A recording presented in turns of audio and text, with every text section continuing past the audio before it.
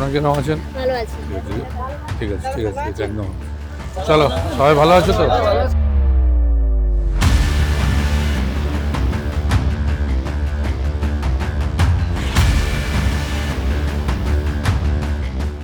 এই ইতিহাস সৃষ্টিকারী ভোট ব্যাংকে যখন আপনি নিয়ে এলেন, পুরোটা করায়ত্ত করলেন, সেই জায়গা থেকে ছেড়ে চলে গেলেন কেন রাজীব দা? দেখুন, এটা এটা আমার কাছে একটা বলতে পারেন অত্যন্ত কালো অধ্যায়। প্রায়শ্চিত্ত করলেন তাহলে? আমি প্রায়শ্চিত্ত বলবো না, আপনি বারবার রিপিট করছেন। আর যদি এখন আপনাদের কাছে মনে হয় যে এটা প্রায়শ্চিত্ত, দেন প্রায়শ্চিত্ত। নমস্কার, এই সময় লাইভে আপনাদের স্বাগত। আমি শিলাদিত্য।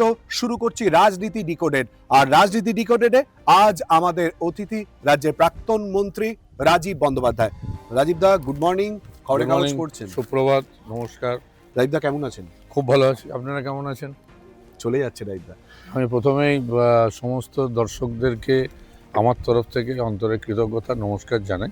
এবং আমি দীর্ঘদিন ধরে এই সময় যেমন নিউজ পেপারও ফলো করি, আপনাদের ডিজিটাল চ্যানেল যবে থেকে হয়েছে টুকটাক ফলো করি, তো আমার খুবই ভালো লাগে। রাজীব দা, আজকে আপনাকে আমরা ফলো করি। রাজীব দা, ডোমজুর বিধানসভা কেন্দ্র প্রচুর ভোট দিয়েছে। আমরা যদি 2016 মার্জিনটা দেখি, নিয়ার অ্যাবাউট 1,08,000 মার্জিনে আপনি জয়ী হন। ডোমজুরে মানুষের জন্য কি করলেন, কি করলেন না? না দেখুন, আমি ডোমজুরের মানুষের কাছে সব থেকে আমি বলি আমি কৃতজ্ঞ যে এই বিধানসভা কেন্দ্র একটা সময় পশ্চিমবঙ্গের বুকে হায়েস্ট মার্জিনে জিতিয়েছে। এই বিধানসভায় একটা সময় সবাই বলতো যে বামফ্রন্টের আঁতুড়ঘর, যে এখানে একদম লেনিনের হাড় পোঁতা আছে। সেই জায়গা থেকে দাঁড়িয়ে মাননীয়া আমাদের নেত্রী মমতা বন্দ্যোপাধ্যায় আমার সুযোগ দিয়েছিলেন, দুবার আমি এখান থেকে বিধায়ক হই এবং সর্বোচ্চ ভোটে মানুষ জিতিয়েছে। এখানকার সবথেকে মূল যে জায়গাটা মানে ক্রনিক প্রবলেম ছিল আপনার ডোমজুড়ে, প্রথম হচ্ছে রাস্তাঘাট, পানীয় জল, নিকাশির ব্যবস্থা। মানে যেটা আমাদের মাননীয় মুখ্যমন্ত্রী মমতা বন্দ্যোপাধ্যায়ের জন্যই করতে পেরেছি। সেইটা মূলত হচ্ছে যেটা স্বাধীনতার পর থেকে এখানে মানুষের দীর্ঘদিনের ডিমান্ড ছিল যে মানুষ এখানে পরিশ্রুত মিষ্টি পানীয় জল পাবে, যেটা পেত না। মানুষকে বাজার থেকে বাইরে থেকে কিনে নিয়ে আসতে হতো এবং এখানে এত স্যালাইন ওয়াটার যে মানুষ চান পর্যন্ত করতে পারতো না, মানে জলটাকে তাকে বাইরে থেকে নিয়ে আসতে হতো, এরকম একটা অবস্থার মধ্যে দিয়েছিল।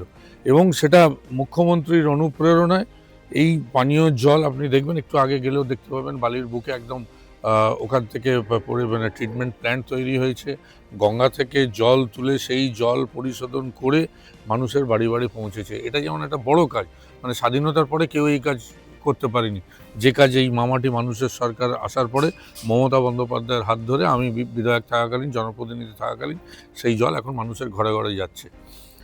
এবং যদিও এই মুহূর্তে হয়তো একটু কোথাও কোনো সমস্যা হয়েছে, হয়তো কোনো জায়গায় তো ঠিকমতো পৌঁছাচ্ছে না, সেটা পরের ব্যাপার, সেটা নিশ্চিতভাবে সরকার দেখছে। আর দ্বিতীয় যেটা হয়েছে, নিকাশির ঢালাও একটা সময় ছিল, নিকাশির এখানে খাল মানুষ বুঝতে পারতো না যেটা কি, মানে খাল না এখন বাস্তু জমিতে রূপান্তরিত হয়েছে। যতগুলো মেজর খাল ছিল সেই খাল, শ্যাওড়াপোতা থেকে শুরু করে সমস্ত যত খাল রয়েছে, বা মানে সমস্ত খালের আপনার সুতি খাল, এগুলো সমস্ত কাটা হয়েছিল। এবং তার সঙ্গে সঙ্গে আপনি দেখবেন বিগত দিনে যত রাস্তাঘাট ছিল কাঁচা, প্রায় সিংহভাগ রাস্তা মানে মুখ্যমন্ত্রীর অনুপ্রেরণায় এগুলোকে পুরো কংক্রিটের করে দেওয়া হয়েছিল। মানে মূলত আমি মনে করি নিকাশি, রাস্তাঘাট এবং পানীয় জল, এই তিনটে নিয়ে তারপরে তো ধরুন কিছু সৌন্দর্যায়ন আছে, যেমন বিভিন্ন জায়গায় হাইমাস্ট ল্যাম্প হয়েছে, রাস্তার আলো হয়েছে, কোথাও কোথাও আপনার পথ নির্দেশিকা বোর্ড হয়েছে, এই যে বিভিন্ন রকম কাজ সেগুলো হয়েছে। কিন্তু মূলত আমি মনে করি পানীয় জলটা একটা মানে স্বাধীনতার পরে আপনি যদি যান মানুষের কাছে, তারাও বলবে যে স্বাধীনতার পরে একটা মানে ইতিহাস তৈরি হয়েছে পানীয় জল, রাস্তাঘাট এবং নিকাশি। আপনি এত ইতিহাস করলেন রাজীব দা, নিকাশির জন্য বলছেন, বিশেষ করে জলের কথা বলছেন, তার সঙ্গে যোগ হলো, আমি প্রসঙ্গটা যোগ করে দিলাম, আপনি যোগ করলেন 1,08,000।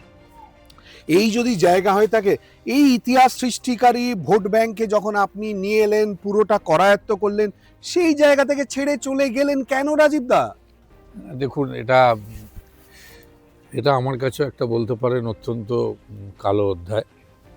নিশ্চিতভাবে এখানকার মানুষের সঙ্গে একটা অন্যরকম সম্পর্ক। আর বিশেষত দেখুন, আমি আজও বলি এবং আমি বরাবর স্বীকার করি, ইভেন যেদিন আমি দল ছেড়েছিলাম আমি সেদিন একটাই কথা বলেছিলাম যে মমতা বন্দ্যোপাধ্যায় আমার কাছে she is a mother figure. সুতরাং সেই জায়গা থেকে দাঁড়িয়ে এবং আজকে রাজীব বন্দ্যোপাধ্যায় যেটুকু যা হয়েছে, যদি কারোর কোনো অবদান থেকে থাকে সেটা শুধুমাত্র একমাত্র মমতা বন্দ্যোপাধ্যায় ছাড়া আর কারণ নয়।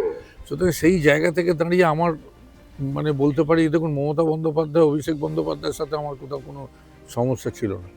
সমস্যা একটা মানে হয়তো কয়েকজন মানে নেতৃত্বের উপরে আমার একটা কোথাও কোনো রকম কোনো একটা ক্ষোভ জন্মেছিল, এবং সেই সময় আমার কোথাও মনে হয়েছিল যে দলের ঊর্ধ্বতন কর্তৃপক্ষ এই সময় হয়তো মানে একটা জায়গা যদি ঠিকঠাক মতো নিত, হয়তো আমার মনে হয় সেই সময় জায়গাটা আমার তৈরি হতো না। কিন্তু যাই হোক, দেখুন আমি এখনও মনে করি আমি রাজনীতিতে প্রবেশ করেছিলাম আমার একটা সময় রাজনৈতিক পরিবারের জন্ম, আপনারাও জানেন যে এই হাওড়ার বুকে একটা মানে ইভেন ছোট অবস্থা থেকে আমি বলতে পারেন যে রাজনীতির সঙ্গে ওতপ্রোতভাবে যুক্ত পরিবারের সূত্রে। কেন যত জায়গায় আমার বাবা যেটা বিভিন্ন জায়গায় মিটিং করতে যেতেন, এমনকি বিধানসভাতেও যেতেন, আমি ওই ছোটো অবস্থাতে আমি কিন্তু তাদের সাথে বেশিরভাগ সময় থাকতাম, এবং তখন থেকেই একটা রাজনীতির সম্বন্ধে বলতে পারেন আমার প্যাশন, আমার সমস্ত কিছু ছিল। পরবর্তীকালে নিশ্চিতভাবে যখন পড়াশোনা করি, আমার যখন বিদেশে বা বিভিন্ন জায়গায় যখন ডাক পড়ে, তখন ন্যাচারালি আমি হয়তো কর্মসূত্রে ছিলাম। কিন্তু মমতা বন্দ্যোপাধ্যায়ের সাথে আমি যখন সান্নিধ্যে আসি, মমতা বন্দ্যোপাধ্যায় আমাকে একটা কথা বলেছিলেন, যেটার জন্য আমি কিন্তু একটা বহুজাতিক সংস্থার চাকরি ছেড়ে আমি ডাইরেক্ট রাজনীতিতে যোগ দিয়েছিলাম। এবং মমতা বন্দ্যোপাধ্যায় আমাকে একটা কথা বলেছিলেন, যেটা আমি সব জায়গায় বলতে ভালোবাসি, যে 1,00,000 টাকা মাইনে পাওয়ার থেকে 1,00,000 মানুষের উপকার করা হচ্ছে অনেক বেশি দরকার। এবং আমি এখনও বলছি, এখন আমার গায়ে দেখুন হচ্ছে, আমি এই কথাটাতেই সবথেকে বেশি কনভিন্স হয়ে আমি চাকরি ছেড়ে, মমতা বন্দ্যোপাধ্যায় যেদিন বলেছিলেন তুই রাজনীতিতে শুরু কর, তুই ক্যান্ডিডেট হ, আমি কিন্তু চাকরি ছেড়ে আমি মমতা বন্দ্যোপাধ্যায়ের কথায় রাজনীতি করতে শুরু করেছিলাম। সুতরাং মমতা বন্দ্যোপাধ্যায় আমার কাছে একটা অন্য আবেগ, অন্য কিছু। এবং মমতা বন্দ্যোপাধ্যায়কে আমি ছেড়ে যেতেও আমি চাইনি। দেখুন এটা কিছুটা বলতে পারেন ভাগ্যের পরিহাস। আমার বাবা একটা কথা বলতো যে নিয়তি যখন টানে, তখন সে আত্মহত্যা করার যখন তার কারোর প্রবণতা হয়, সে তখন এমনি রেল লাইনের ধারে চলে যায়। তো ন্যাচারালি আমার জীবনে হয়তো এরকম একটা কোনো নিয়তির টান এসেছিল। হয়তো অনেক নেতা সেই সময় আমাকে সাপোর্ট দিয়েছিলেন। আমি আরেকটু ভেবেছিলাম হয়তো যে আমার হয়তো ঊর্ধ্বতন কর্তৃপক্ষ যদি আরেকটু ওই সময় সাপোর্টটা দিতেন আমাকে, হয়তো মনে হয় না এরকম দিন আসতো। বাট এনিওয়ে, আমার কাছে ওটা এখন বলতে পারেন কালো অধ্যায়, ক্লোজ চ্যাপ্টার। আমি এখন নিজেকে ওইটা ভুলে যেতে চাই, কেন আমিও মনে করি যে একটা প্রত্যেক মানুষের জীবনে ধরুন ভুলভ্রান্তি থাকে। তো আমার ক্ষেত্রেও একটা ভুল আমি করেছিলাম, এবং মানুষ যদি সেই ভুলটাকে ভুল ভেবে সংশোধন করতে চায়, আমার মনে হয় না তাতে কোথাও সমস্যা থাকে। কারণ মানুষও ভুল করে, শয়তান তো আর ভুল করে না। সুতরাং মানুষ ভুল করেছে, আমি ভুলটাকে সংশোধন করার যবে থেকে আমি ভুল করেছি, মানে বিশ্বাস করুন আপনি দেখবেন আমি আমি মানে ভুলটা করেও আমি নিজে বুঝতে পেরেছি যে আমি ভুল হয়ে গেছে, কিন্তু কিছু তখন করার ছিল না। অনেকগুলো প্রশ্ন এই কথার মধ্যে দিয়ে। প্রথম কথা, বুঝলেন কি করে ভুল হয়েছে? হেরে গেলেন বলে না বুঝলেন? না না না আমি আপনাকে বলি একদম অন্তর থেকে, আজকে আমি একদম সত্যি কথাটাই বলছি, যে মানে অদ্ভুত কীভাবে বলবো আমি তাও জানি না, মানে এটা আপনাদের কাছে অদ্ভুত লাগবে হয়তো। একটা সময় মমতা বন্দ্যোপাধ্যায়ের আমি অত্যন্ত ঘনিষ্ঠ, অভিষেক বন্দ্যোপাধ্যায় আমাকে অত্যন্ত স্নেহ করেন, আমার সাথে খুব ভালো সম্পর্ক। তখন যে কয়েকজন নেতৃত্বের জন্য আমার কিছু মান অভিমান হয়েছিল, তো আমি মানে পরক্ষণে আমি ফিল করেছি যে তারাই আবার আমি যে দলটায় গেছিলাম, আমি এখন আর বলতেও চাই না ঠিকমতো, সেই বিরোধী রাজনৈতিক দলের তারাই আবার হত্যাকর্তা। কিন্তু এই নিয়তির পরিহাস, মানে যেতে একরকম গিয়েছিলাম, হয়তো একটু অভিমান করে গিয়েছিলাম, ভেবেছিলাম বোধহয় যে দেখি গিয়ে কি হয়। কিন্তু আমি প্রথম ঢুকেই আমি, দেখুন একটা তো মানুষ একটা কালচারে বড় হয়, একটা মানুষ যখন একটা পরিবার থেকে উঠে আসে, সেই পরিবারের কি সংস্কৃতি, তাদের কি কালচার, তাদের কি ঘরানা, তাদের কি ভাবধারা, সেইভাবে আমি কিন্তু মানুষ হয়েছি। আমি কিন্তু এই নতুন ঘরানায় গিয়ে আমি কিন্তু প্রথম থেকেই আমি কেন জানি না, আমি ভীষণ একটা অস্বস্তিকর অবস্থার মধ্যে আমি ছিলাম। এবং সর্বোপরি যখন আমি জানতে চাইছিলাম যে ধরুন সাংগঠনিক কী অবস্থা ইত্যাদি, আমাকে প্রথম যে কথাটা বলা হয়েছিল, এত রোজি পিকচার দেখানো হয়েছিল, কিন্তু আমি যখন বাস্তবে গিয়ে দেখলাম যে এগুলো কিন্তু একদমই রোজি পিকচার, এগুলোর সাথে বাস্তবের কোনো মিলই নেই। প্রথম কথা, সংগঠনের শুধু সং আছে, কোনো গঠনই নেই। যা বলছে তার সাথে কোনো বাস্তবের মিল নেই। পুরো জিনিসটাই একটা, মানে আমি তখন বঙ্গ বিজেপির যে হাল দেখেছিলাম, পুরো জিনিসটাই একটা কেমন যেন মনে হয়েছিল একটা তাসের ঘরের মতো যে কোনো সময় ভেঙে পড়তে পারে।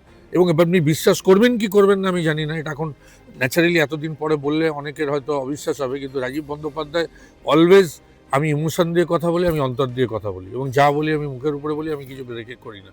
আমি কিন্তু সেই দিন হয়তো আমি জয়েন করে গেছিলাম কিছুদিন পরে, আপনি আমার ঘনিষ্ঠ মহলে, আমার বাড়িতে তো প্রথম কথা আমার মা থেকে শুরু করে আমার পরিবার কেউ আমার এই মতের সঙ্গে সেই সময় সহমত ছিল না। একরকম আমি ওই আবার বললাম নিয়তি টেনেছে, জোর করেই করেছিলাম।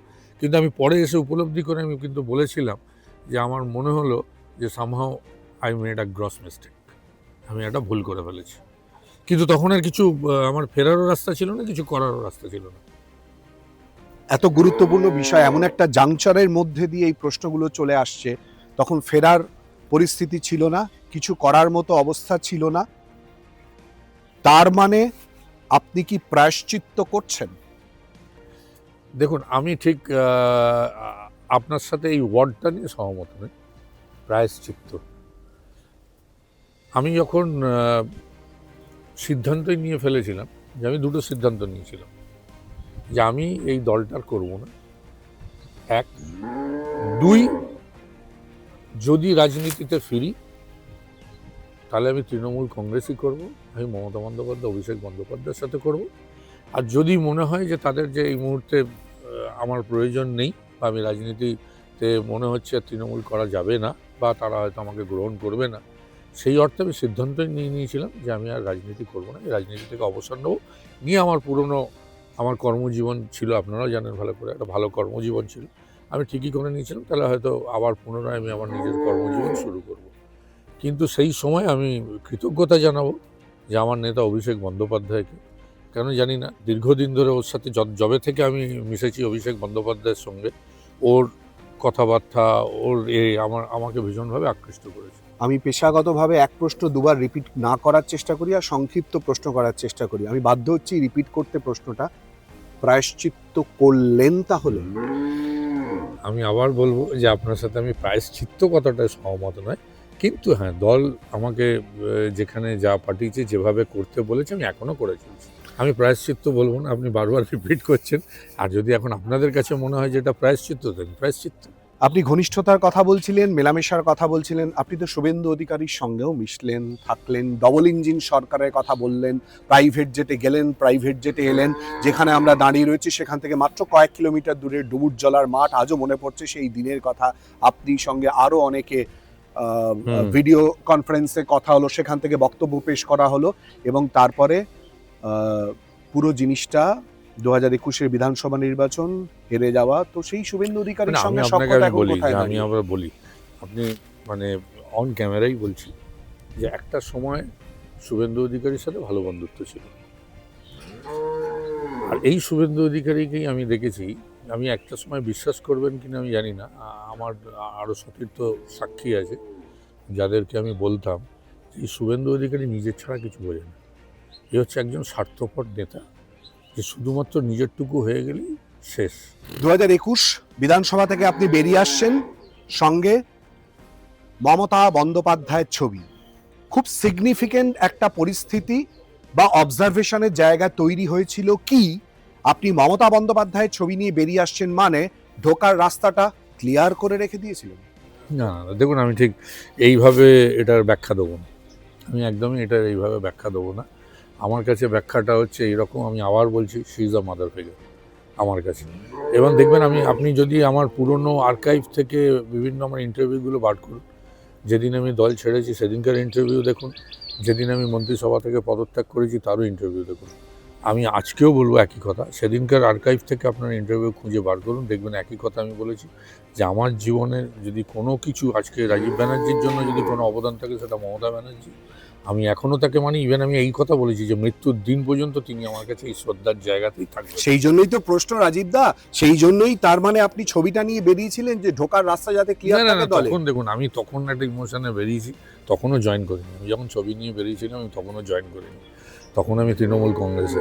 ইন্ডিকেশন আমি- স্পষ্ট ছিল রাজীব দা, হ্যাঁ, তখন indication স্পষ্ট ছিল, হাওয়া একদম। চারিদিকে ছড়িয়ে গিয়েছিল, ঠিক, ঠিক, প্রত্যেকটা ঠিক, দিন ঠিক, মনে ঠিক, পড়ছে, প্রত্যেকটা ফোন মনে পড়ছে। ঠিক ঠিক ঠিক এবং তারপরে সেই জায়গা থেকে বেরিয়েছিলাম, কিন্তু আমি তখনও বলছি যে আমি হয়তো শেষ মুহূর্তে একটু এক্সপেক্ট করেছিলাম যে দিদির সাথে যদি একবার আমার হয়ে যেত। তো যাই হোক, সে ছাড়ুন, এটা এখন ক্লোজ চ্যাপ্টার। মান অভিমানের জায়গা মায়ের সাথে সন্তানের বা দিদির সাথে ভাইয়ের।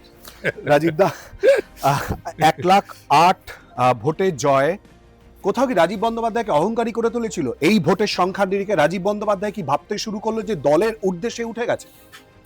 দেখুন, আমি আবার মনে করি যে এটাতে আমি বরঞ্চ মানুষের কাছে কৃতজ্ঞ ছিলাম, 1,08,000 ভোটে আমাকে জয় দিয়েছে। আমি জানি না, যাতে মানুষ বিচার করবে যে তখন অহংকারী ছিলাম কিনা, কিন্তু এটুকু মনে হয়েছিল তখন কোথাও কোথাও কারোর কাছে এই সংখ্যাটা হয়তো একটা গাত্র দেওয়া হয়েছিল।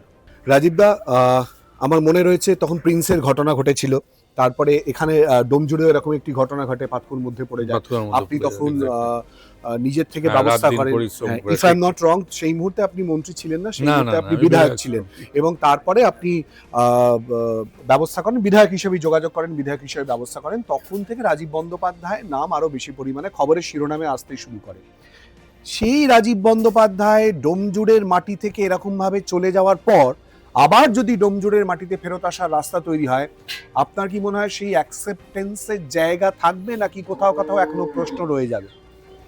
দেখুন, আমি প্রথম বলি যে শুধু সেদিনকে ওই পাতকুয়া থেকে তোলার ঘটনা নয়, এছাড়াও আপনারা বিভিন্ন ঘটনা যদি দেখে থাকেন, কোথাও আগুন লেগেছে, সেইখানে দমকল পৌঁছায়নি, আমি আমার লোকবল নিয়ে পৌঁছেছি।